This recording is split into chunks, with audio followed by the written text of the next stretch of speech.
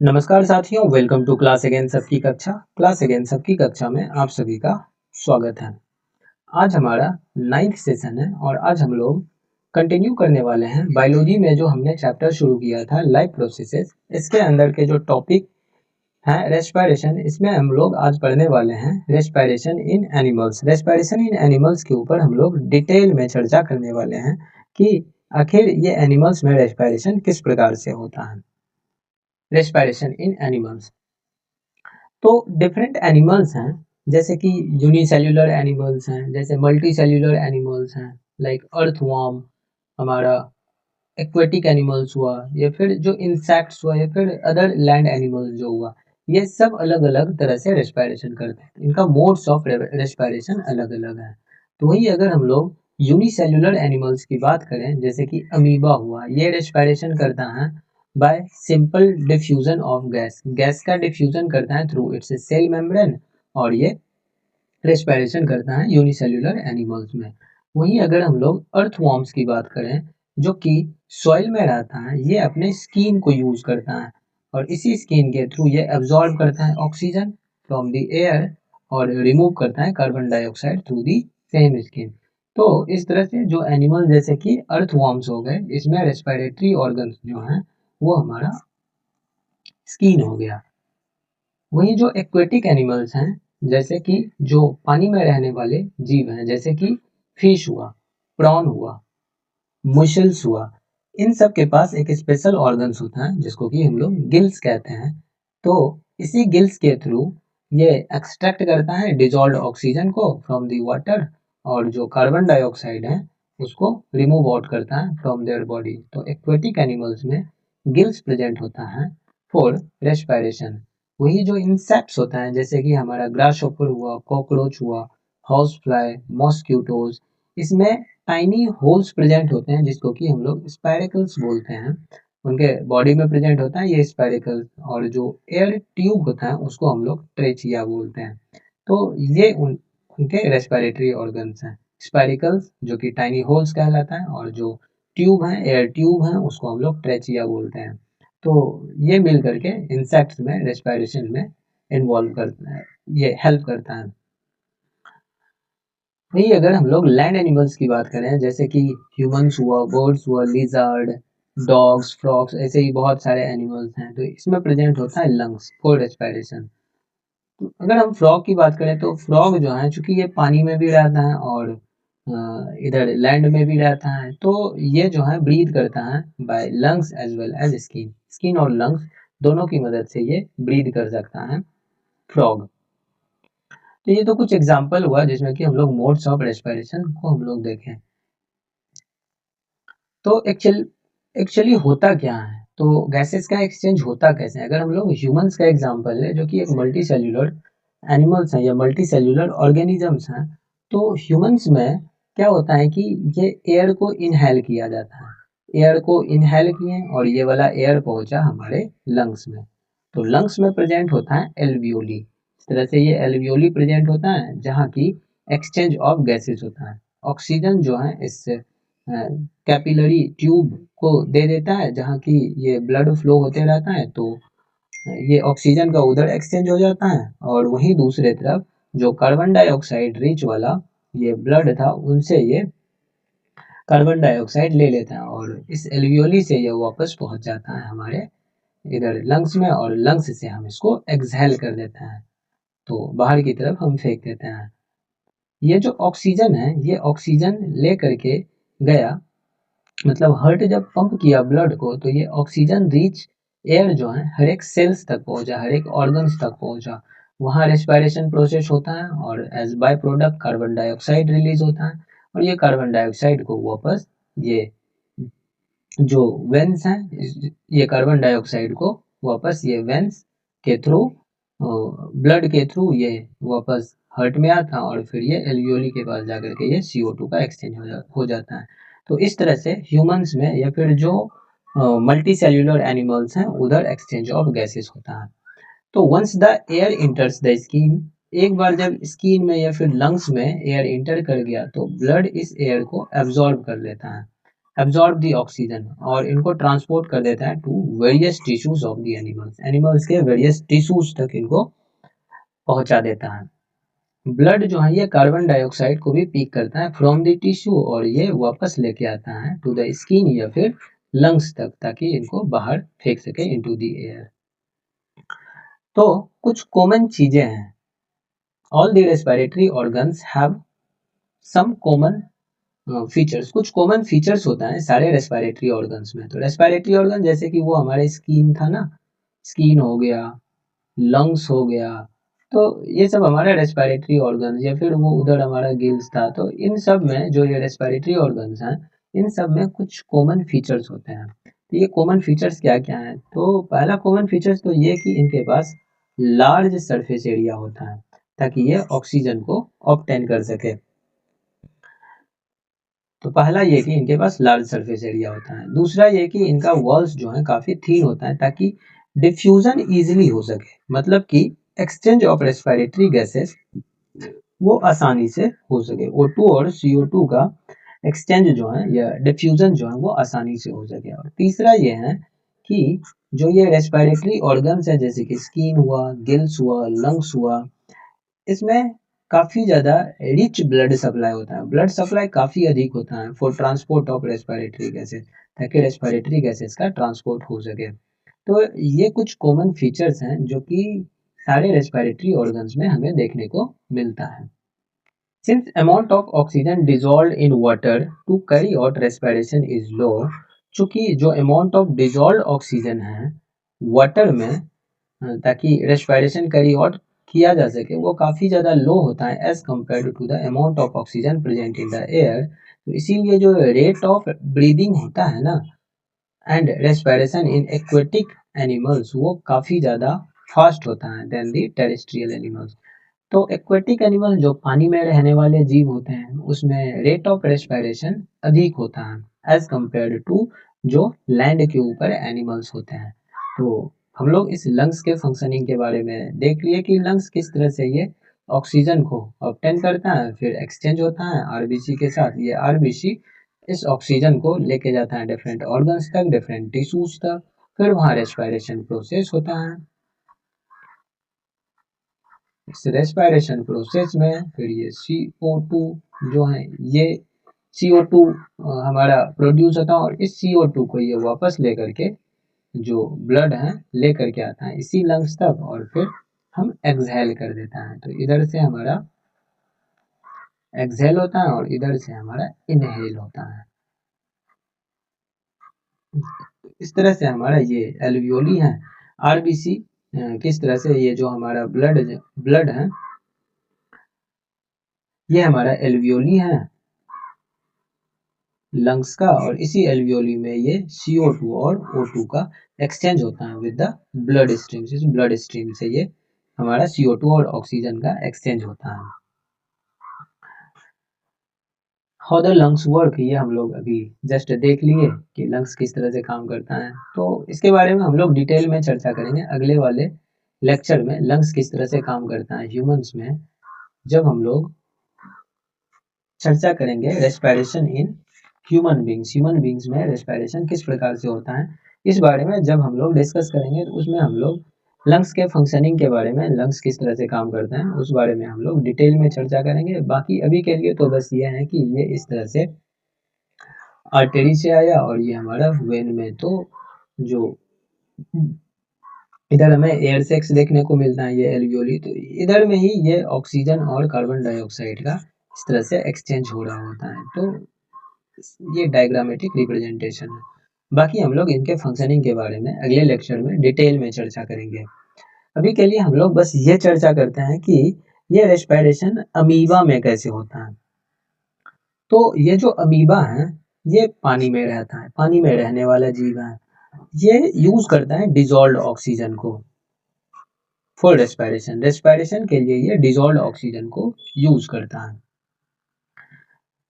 तो amoeba depends on simple diffusion of gases for breathing. तो ये ब्रीदिंग के लिए सिंपल डिफ्यूजन होता है, मतलब कि डिफ्यूजन होता है इस गैसेस का।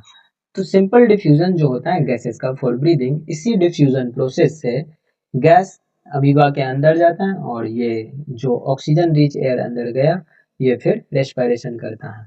तो जो ये डिफ्यूजन होता है गैसेस का वो होता है हमारा थीन सेल मेम्ब्रेन के थ्रू, जो कि अमीबा का थीन सेल मेम्ब्रेन है। ये अमीबा है, ये अमीबा का थीन सेल मेम्ब्रेन है, इसी के थ्रू गैसेस का डिफ्यूजन होता है। तो ऑक्सीजन डिफ्यूजेज इनटू अमीबा, फिर इससे हमारा यहाँ पे रेस्पिरेशन होता है। तो respiration uses oxygen and produce carbon dioxide. फिर कार्बन डाइऑक्साइड प्रोड्यूस करने के बाद ये CO2 जब यहाँ एक्यूमुलेट ज़्यादा मात्रा में हो जाता है फिर ये डिफ्यूज आउट हो जाता है इनटू द वाटर। तो oxygen from water diffuses into the body of amoeba through its cell membrane. और फिर oxygen is used for respiration, respiration के लिए इस ऑक्सीजन को यूज कर लिया गया इनसाइड द अमीबा सेल, जो कि प्रोड्यूस करता है इस कार्बन डाइऑक्साइड गैस को कॉन्टिन्यूसली। और जब carbon dioxide gas enough amount में इधर एक्यूमुलेट हो जाता है फिर ये डिफ्यूज आउट हो जाता है through the same membrane of amoeba into the surrounding water. तो इस तरह से सिंपल एनिमल्स जैसे कि अमीबा हुआ, पैरामीशियम हुआ, प्लेनेरिया हुआ, ये सारे ब्रीद करते हैं थ्रू देयर सेल मेम्ब्रेन, अपने सेल मेम्ब्रेन के थ्रू ये ब्रीद करते हैं by the process of diffusion. तो इस तरह से रेस्पिरेशन होता है हमारा अमीबा में। So in small single-celled animals like amoeba, the volume of their body is so small that oxygen can be introduced quickly into the whole body by the process of diffusion। अब चूंकि होता क्या है, ये जो छोटे छोटे सिंगल सेल्ड एनिमल्स जो हैं जैसे कि अमीबा हुआ, पैरामीशियम हुआ, इन सब के बॉडी का साइज काफ़ी ज़्यादा छोटा होता है। तो ऑक्सीजन जैसे ही अंदर डिफ्यूज इन होता है तो ये पूरे बॉडी में फैल जाता है और रेस्पिरेशन के लिए ये अवेलेबल होता है। तो because of the smallness of the amoeba cell the oxygen does not have to go far, काफ़ी लंबा दूरी इन्हें तय नहीं करना पड़ता है छोटे एनिमल्स में, सिंगल सेल एनिमल्स में। लेकिन ये चीज़ नहीं होता है लार्ज एनिमल्स में, मल्टी सेल्यूलर एनिमल जैसे कि अर्थवर्म हुआ, ग्रास होपर हुआ, फिश हुआ, ह्यूमन हुआ, इन सब में ये चीज़ नहीं होता है। यहाँ पे जो लार्ज एनिमल्स हैं चूंकि इनके बॉडी का वॉल्यूम काफ़ी ज़्यादा है तो ऑक्सीजन जो है वो डिफ्यूज नहीं हो सकता है इनटू ऑल द सेल्स, सारे सेल्स में ये ऑक्सीजन डिफ्यूज नहीं हो सकता है by the process of diffusion, और क्विकली नहीं हो सकता है।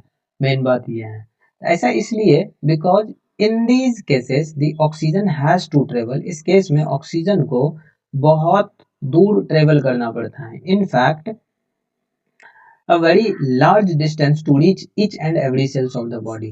each and every cells of the body मतलब कि हर एक सेल्स तक, हर एक टिश्यूज तक, बॉडी के हर एक टिश्यूज तक पहुंचने के लिए इन्हें बहुत ही लंबी दूरी की यात्रा तय करनी पड़ती है इस ऑक्सीजन को। तो इसीलिए लार्ज एनिमल्स में there is blood circulatory system.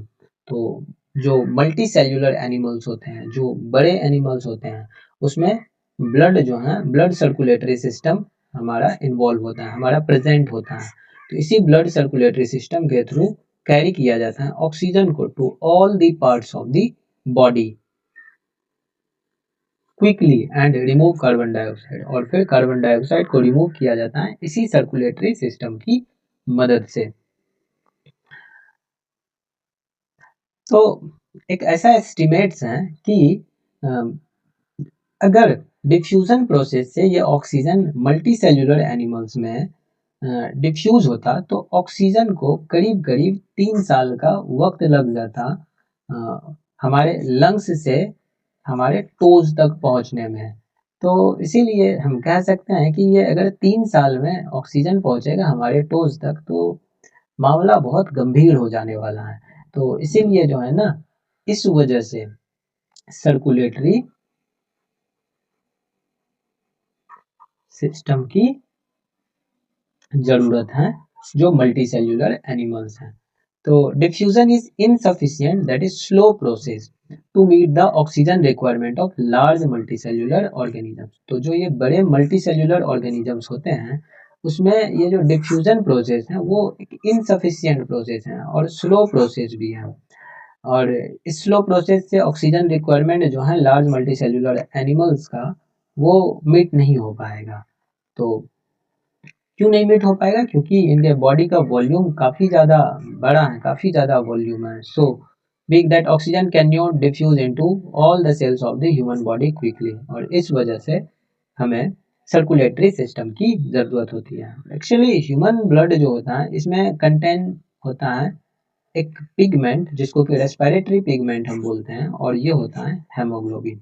तो हेमोग्लोबिन एक रेस्पिरेटरी पिगमेंट है जो कैरी करता है ऑक्सीजन को, कहाँ से, from the lungs to all the body cells very efficiently. तो बॉडी के जो डिफरेंट सेल्स हैं वहाँ तक यही हेमोग्लोबिन लेके जाता है ऑक्सीजन को। तो ये हमारा आरबीसी हुआ, तो ऑक्सीजन फ्रॉम द लंग्स ये आया, ये हीमोग्लोबिन मॉलिक्यूल्स हुआ, तो यही कैरी करके ले जाता है ऑक्सीजन। तो oxygen bonded with haemoglobin molecule, फिर ये ऑक्सीजन रिलीज हो जाता है टू टिश्यू सेल्स।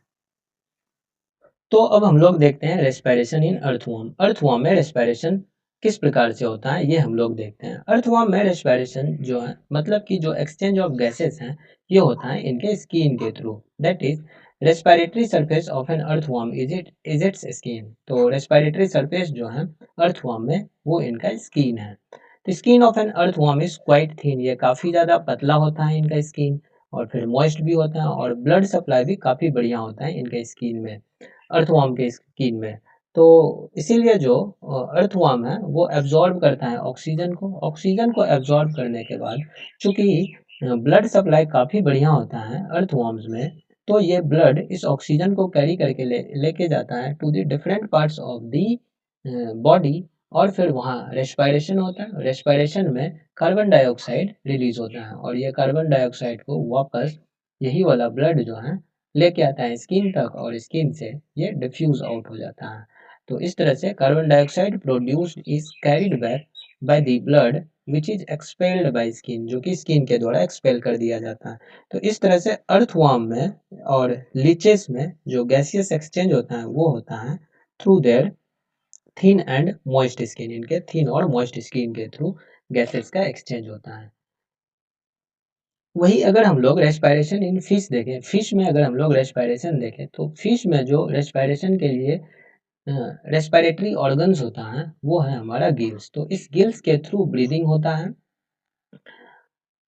जो कि प्रेजेंट होता है on the both side of the head. जो ये फिश है इस फिश के हेड के दोनों तरफ, इस तरफ भी और इनके दूसरे तरफ भी ये गिल्स प्रेजेंट होता है।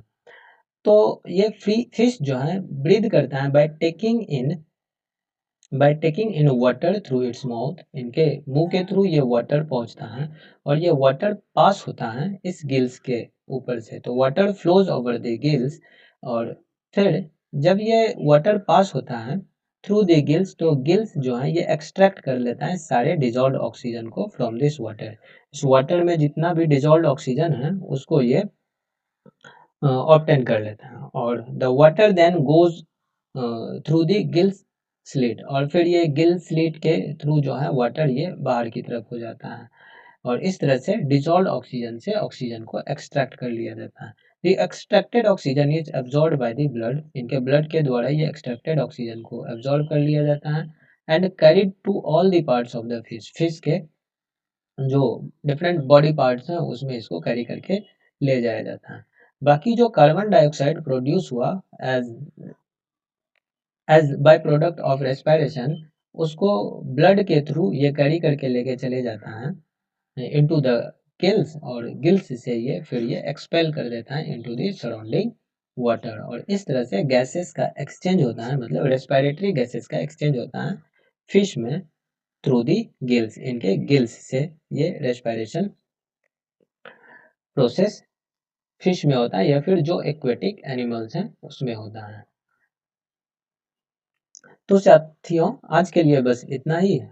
हम लोग अगले लेक्चर नंबर 10 में देखेंगे कि ह्यूमंस में रेस्पिरेशन किस प्रकार से होता है। तो ह्यूमंस में रेस्पिरेशन के बारे में हम लोग चर्चा करेंगे, इनके रेस्पिरेटरी सिस्टम के बारे में चर्चा करेंगे। ह्यूमंस में हम लोग देखेंगे कि ये इनका जो लंग्स हैं, लंग्स किस तरह से काम करता है, और फिर ये किस तरह से ऑक्सीजन और कार्बन डाइऑक्साइड गैसेस का एक्सचेंज होता है, और फिर डिफरेंट ऑर्गन्स जो इन्वॉल्व हैं इन सब चीज़ के बारे में हम लोग डिटेल में चर्चा करेंगे।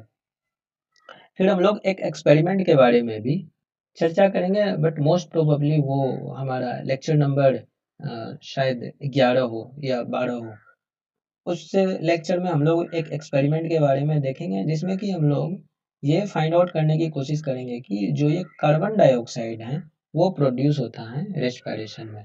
तो CO2 produced during respiration, respiration के दौरान ये कार्बन डाइऑक्साइड प्रोड्यूस होता है। इसको इसके ऊपर हम लोग एक एक्सपेरिमेंट करेंगे और फिर हमारा रेस्पिरेशन वाला टॉपिक जो है इधर ही समाप्त हो जाता है। और फिर इसके बाद हमारा चर्चा होगा ट्रांसपोर्ट सिस्टम के बारे में। तो पहले हम लोग प्लांट्स में देखेंगे ट्रांसपोर्ट सिस्टम, और फिर एनिमल्स में हम लोग ट्रांसपोर्ट सिस्टम देखेंगे, और फिर हमारा जो ह्यूमन सर्कुलेटरी सिस्टम है उसको हम लोग डिटेल में चर्चा करेंगे। और फिर सबसे अंतिम वाला टॉपिक जो है वो हमारा एक्सक्रीशन होने वाला है, जो कि दोनों में होने वाला है, excretion in plants as well as excretion in animals. और इस तरह से हमारा जो, तो कुल मिलाकर के लेक्चर नंबर 14-15 तक शायद जाने वाला है। 14-15 तक जाते जाते हमारा ये जो लाइफ प्रोसेसेस चैप्टर है वो हमारा समाप्त हो जाने वाला है। तो साथियों, हम लोग मिलते हैं अगले वीडियो में। Thank you.